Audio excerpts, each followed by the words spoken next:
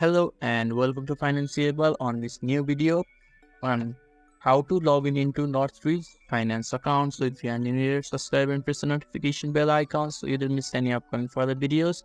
Now let's get started. So firstly, you need to open the web browser of your choice, and when you have opened the web browser, on the top of the web browser there will be an search bar. Click on the search bar and you just have to type Northridge finance login, and when you have typed it, you just have to press enter in the keyboard.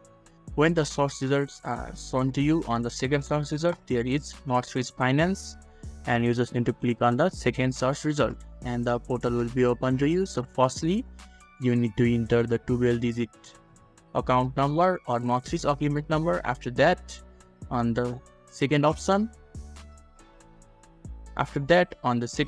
you just need to add your birth date, and you can just add a birth date by clicking on the calendar that is on the right hand side of the date of birth box. You can just click here, you can change the years and you can just enter your year, and here is the another box where you can enter the bank account number. And when you have entered all this, you just need to click on the I am not a robot, and when it has verified you, then you can just click on the submit button and you will be able to log it in the Northridge Finance.